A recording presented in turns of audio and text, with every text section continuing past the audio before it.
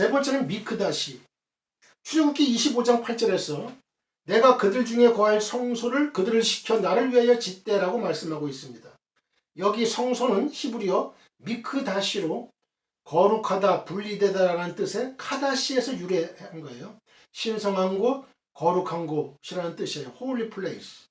미크다시는 하나님께서 그곳에 거하시면서 이스라엘 백성과 만나 주시는 장소로 하나님께서 임재하시는 거룩하고 구별된 곳이에요. 에스겔 45장 3절로 4절. 그래서 레위기 19장 30절에서 내 안식일을 지키고 내 성소를 공경하라. 나는 여호와니라고 말씀하고 있습니다. 레위기 26장 2절. 네 번째는 소크와 바이트가 있어요. 소크하고 바이트.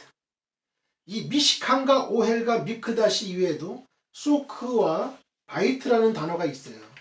이 소크는 은신처, 장막, 초막이라는 뜻을 가지고 있어요. 소크는 하나님께서 임재하시는 성막이 모든 성도의 은신처요, 절대적인 보호의 피난처임을 비유할 때 사용되었어요. 시편 많이 나오죠. 시편 27편 5절에서 여호와께서 환난 날에 나를 그 초막 속에 비밀히 지키시고 그 장막 은밀한 곳에 나를 숨기시며 바위 위에 높이 두시리로다 라고 말씀하고 있는데, 여기서 초막이 바로 소크예요. 소크. 바이트는 집, 가정이라는 뜻이에요. 그런데 이 단어가 하나님과 결합되어 사용될 때는 예배의 장소 또는 성막을 가리킵니다. 하나님의 집, 사사기 18장 31절, 여호와의 집, 사무엘상 1장 7절, 여호와의 전, 출애굽기 23장 19절, 역대상 9장 23절. 이런 표현은 하나님께서 임재하시는 성막을 가리키고 있어요. 성막. 두 번째는 성막의 명칭에 담긴 구속사적인 의미를 한번 살펴보겠습니다. 이 성막의 신비는 보이지 않는 하나님께서 보이는 구조물을 통해서 자신을 나타내셨다는 사실이에요. 하나님께서 모세에게 성막을 계시해 주실 때 글이나 말로 하지 않고 그 식양을 보여줬어요. 눈으로 보여줬어요. 출애굽기 25장 9절, 히브리서 8장 5절. 그래서 성막은 눈의 복음이라고 불렸어요. The Gospel of Eyes. 40년 광야 노정에서 이스라엘 백성에게 계시해 주셨고 하나님께서 임재해 주셨던 성막은 예수 그리스도에 대한 완벽한 모형이었어요. 성막은 예수 그리스도에 대한 완벽한 모형이었다. 이러한 신비가 최절정에 이른 사건이 바로 예수 그리스도의 성육신이에요. 그렇다면 성막과 관련된 성육신의 의미는 무엇입니까? 첫째, 말씀이 육신이 되어 오실 것을 의미하는 거예요. 요한복음 1장 14절에서 말씀이 육신이 되어 라고 말씀하고 있어요. 이 말씀은 예수님께서 하나님이심을 나타내는 표현이에요. 요한복음 1장 1절에서 태초에 말씀이 계시니라. 태초에. 이 말씀이 하나님과 함께 계셨으니 이 말씀은 곧 하나님이시니라고 말씀하고 있습니다. 그런데 이제 말씀이 사람들과 같이 되었고 사람의 모양으로 나타나셨어요. 만유보다 크신 하나님께서 이 땅에 성막을 세워 하나님께서 거하시는 처소를 가시적으로 만들게 하신 것처럼 눈에 보이게, 본래 하나님은 눈으로 볼 수 없는 분이지만 아버지 품속에 있는 독생하신 하나님 곧 예수 그리스도께서 사람의 몸을 입고 이 땅에 가시적으로 눈에 보이게 오신 거예요. 요한복음 1장 18절, 디모데전서 6장 15절로 16절. 두 번째는 하나님께서 사람 가운데 거하실 것을 의미합니다. 요한복음 1장 14절에서 우리 가운데 거하시매라고 말씀하고 있어요. 여기 거하시매라는 단어는 헬라어 스케노어로 천막을 치다, 살다라는 뜻이에요. 스케노어의 명사 스케네는 70인경에서 성막을 가리키는데 사용되었어요. 이것은 예수 그리스도께서 참 장막으로 이제 사람들과 함께 거하시게 되었음을 의미합니다. 실로 예수님께서는 사람들 가운데 계신 움직이는 성막이었어요. 이는 하나님이 우리와 함께 계시다라는 임마누엘 언약의 성취입니다. 이사야 7장 14절, 8장 8절, 마태복음 1장 23절. 세 번째는 하나님의 영광을 드러내셨음을 의미합니다. 요한복음 1장 14절에서 우리가 그 영광을 보니 아버지의 독생자의 영광이요 라고 말씀하고 있습니다. 여기서 영광은 헬라어로 독사인데 구약에서 주로 하나님의 영광과 존귀 및 하나님의 현현을 가리킬 때 쓰인 카보드를 이 70인경에서는 거의 독사로 번역했습니다. 하나님의 명령대로 성막이 완성되었을 때 하나님께서 구름 가운데 인재하심으로 그 영광을 나타내신 것과 같이 이제 예수님께서 육신이 되어 오셔서 사람들과 함께 거하심으로 아버지의 독생자의 영광을 나타내신 거예요. 그것은 하나님 자신의 영광이며 하나님의 자기 계시의 절정이었습니다. 요한복음 17장 5절 24절 고린도후서 3장 18절 4장 4절 6절 히브리서 1장 3절 예수님께서는 구름과 함께 아버지의 영광 곧 자기 영광으로 다시 오셔요.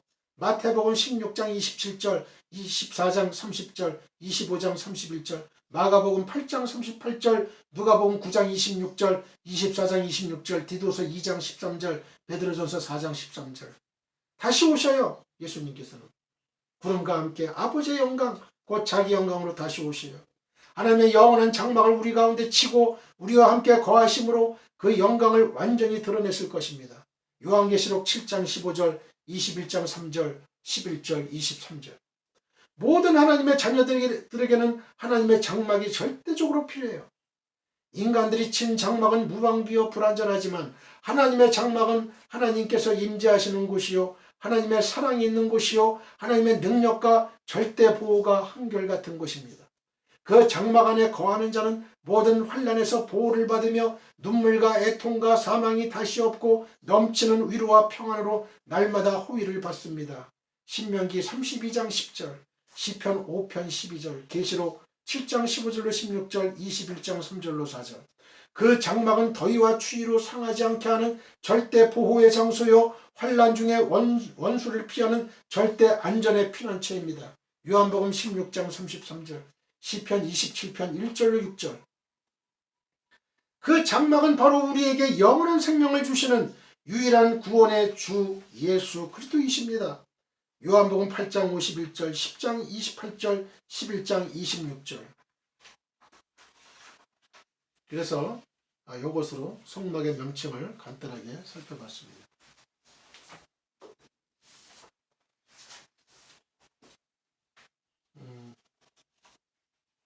이번에는 고레스 왕부터 아닥사스다 왕에 이르기까지 우리가 이 동명이인이 많아요. 그래서 우리가 성경을 읽을 때 좀 헷갈리는 부분이 있어요. 그래서 간단하게 한번 보겠습니다. 바벨론 포로 기한은 1차로부터 3차까지 바벨론 포로 기한이 있잖아요. 그래서 제2 성전의 건축 과정을 성경과 역사 기록을 참고해서 바사는 이제 페르시아예요. 페르시아 왕들의 연대기에 따라 정리를 해보면 이 시대의 그 성경 기록은 다니엘서, 에스라서, 느헤미야서, 에스더서, 학개서, 스가랴서 다 이게 이 시대의 성경 기록이에요.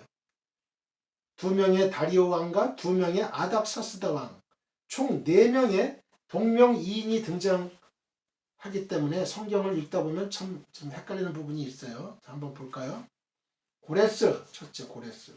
고레스는 BC 554년에서 530년 재위 기간이에요. 고레스. 이 고레스가 바벨론을 점령하잖아요. 그리고 외삼촌 다리오를 갈대아, 즉 바벨론의 분봉 왕으로 세워요. 다니엘 9장 1절. 그러니까 바벨론에 있던 다니엘은 이 갈대아 왕, 이 고레스 왕의 외삼촌 다리오, 갈대아 왕이 된 이 다리오를 총리로서 섬기게 됩니다. 그래서 이 고레스 원년, 즉 외삼촌 다리오에게서 메대와 갈대아의 왕자를 물려받은 시기에 바벨론 포로 1차 기한이 있어요. 총독 스룹바벨이 총책임자였죠. 그리고 고레스 원년의 성전 건축 명령에 따라서 성전 건축을 시작합니다. 누가 주도했냐면 스룹바벨과 제사장 예수아가 주도를 하죠. 두 번째, 이 고레스 왕 다음에 아닥사스다 왕이 등장해요. 이 아닥사스다 왕은 이 캄비세스와 동일한 인물이에요. 동일 인물이다. 이 사람은 재위기간이 BC 530년에서 522년 재위기간이. 이때 유다의 대적자들이 성전 건축을 중지시켜달라고 아닥사스다 왕에게 청원을 합니다. 그러니까 아닥사스다 왕이 성전 건축을 중지시키죠. 세상의 역사 기록에 보면은 칼을 칼집에 꽂다가 실수로 자신의 허벅지를 찔러가지고 사망으로 사망했다. 이런 기록이 있어요. 그리고 세 번째, 다리오. 이 다리오 왕인데, 이 다리오 왕은 다니엘이 섬겼던 아까 맨 처음에 그 고레스의 외삼촌 다리오 왕하고는 틀려요. 다니엘이 섬겼던 그 다리오 왕은 다른 인물이에요. BC 521년부터 486년 재위기간이에요. 그래서 다리오 왕 2년까지 성전 건축이 중단되다가 에스라 4장 24절 유다 백성들이 선지자 학개와 스가랴의 증거를 듣고 성전 건축을 다시 시작합니다. 다리오 왕이 보고를 받고 성전 건축 재개를 명령해요. 다리오 왕 6년에 성전이 완공됩니다. 에스라 6장 15절. 그리고 네 번째가 이제 아하수에로 왕이에요. 아하수에로 왕. BC 486년부터 465년. 즉 이 원년에 유다의 대적들이 아하수에로 왕에게 유다와 예루살렘 거민을 고소하는 장면이 나와요. 에스라 4장 6절. 유다인 에스더를 왕으로 맞이합니다. 이 에스더 시대의 이 왕이 아하수에로 왕이죠. 그 다음에 이제 아닥사스다 왕이 또 나와요. 아닥사스다 왕. 이 아닥사스다 왕은 위에 그 아닥사스다 캄비세스와는 다른 인물이에요. BC 465년부터 424년 재위기간이. 그래서 이 아닥사스다 왕 7년에 에스라 주도로 바벨론 포로 2차 기한이 돼요. 이루어져요. 아닥사스다 왕 20년에 또 느헤미야 주도로 바벨론 포로 3차 기한이 또 있게 돼요.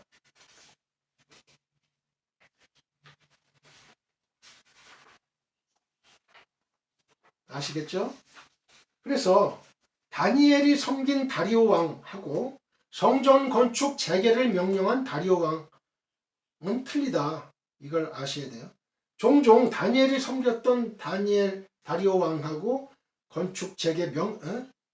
성전 건축 재개를 명령했던 다리오 왕을 동일 인물로 오해하는 경우가 많아요. 고레스를 두 왕의 중간에 놓고 보면 두 왕의 차이점을 이해하기가 좋습니다. 먼저 고레스부터 살펴보자면 바사, 페르시아는 원래 메대 나라의 속국이었어요. 메대 바사 그러잖아요. 메대 바사. 이 바사는 원래 이 메대라는 나라의 속국이었다. 근데 이 메대 왕의 딸이 바사로 시집가서 낳은 아들이 고레스예요. 이 고레스가 바사인들과 함께 반란을 일으켜가지고 그러니까 어떻게 돼요? 이 고레스는 어머니는 메대인이고 아버지는 바사인이죠. 바사. 이 고레스가 바사인들과 함께 반란을 일으켜가지고 자신의 외할아버지인 메대왕을 유폐시켜요. 그래서 메대를 손안에 넣습니다. 그러나 고레스는 이 메대인들의 반발을 고려해가지고 곧바로 메대와 바사를 통합한 바사 제국의 왕이 되지 않고 자신의 외삼촌인 메대 사람 다리오를 메대 왕으로 인정해 주면서 다리오의 딸과 결혼합니다. 다리오의 딸과. 그러니까 어떻게 돼요? 외삼촌의 딸하고 결혼하는 거예요. 외삼촌의 딸. 그 후에 고레스는 자신의 외삼촌이자 장인어른인 메대왕 다리오와 연합해가지고 바벨론, 갈대아를 정복한 뒤에 다리오를 자기 외삼촌 겸 장인을 다리오를 갈대아 나라의 왕으로 세우는 거예요. 바벨론. 다니엘서 5장 30절로 31절. 다니엘서 9장 1절. 그리고 바벨론에 있던 다니엘은 새로 갈대아 나라의 이 왕이 된 이 메대 사람 다리오, 고레스 왕의 외삼촌인 이 다리오의 신임을 받아가지고 총리가 되는 거예요. 다니엘서 6장 1절로 3절. 이 다리오 왕은 갈대아 왕이 될 때, 바벨론 왕이 될 때 나이가 62세였어요. 다니엘서 5장 31절. 그래서 왕이 된 지 얼마 지나지 않아가지고 고레스가 처음에 그렸던 큰 그림대로 다리오 왕은 자신의 왕위를 사위이자 조카인 바사의 고레스 왕에게 물려주게 됩니다. 결국 고레스 왕은 메대 사람들의 반발 없이 메대 왕조의 정통성을 해치지 않으면서 바사와 메대와 갈대아를 아우르는 거대한 바사 제국의 황제로 즉위를 하게 되는 거예요. 이때 우리의 다니엘은 다리오 왕 이후 바사 제국 고레스 왕의 시대에도 형통했다고 다니엘서 6장 28절에 기록되어 있는 거죠. 고레스 왕은 다리오에게서 메대와 갈대아의 왕위를 물려받아서 바사 대제국의 황제로 즉위한 원년에 드디어 유다 포로들의 기한과 성전 건축을 명령하는 거예요. 역대하 36장 22절로 23절, 그 다음에 에스라 1장 1절로 3절. 이렇게 시작된 성전 건축이 고레스 왕의 사후에 아닥사스다 왕에 의해 중단돼요. 아닥사스다 왕의 사후 바사 왕 다리오 2년에 다시 시작돼요. 에스라 4장 23절로 24절. 즉 성전 건축 재개를 명령한 바사 왕 다리오는요, 다니엘이 첫째 다니엘이 섬겼던 메대 사람 다리오가 있었죠. 그 후에 고레스 왕 이후 고레스 왕 때도 섬겼죠. 세 번째는 아닥사스다 왕, 그 이후에 바사 왕 다리오가 된 거거든요. 바사 왕 다리오는 그래서 첫 번째 이 다니엘이 섬겼던 메대 사람 다리오하고는 틀린 인물이에요. 틀린 인물. 동명이인이다. 그런 얘기입니다. 그러니까 성전 건축 재개를 명령한 바사 왕 다리오는 맨 나중 사람이에요. 고레스 왕의 외삼촌, 즉 다니엘이 섬겼던 메대 사람 다리오하고는 틀리다. 이런 얘기예요. 그 다리오 이후에 고레스 왕이 있었고 고레스 왕 이후에 아닥사스다 왕이 있었어요. 그 다음에 다리오 왕, 이 성전 건축 재개를 명령한 바사 왕 다리오가 있었던 거예요.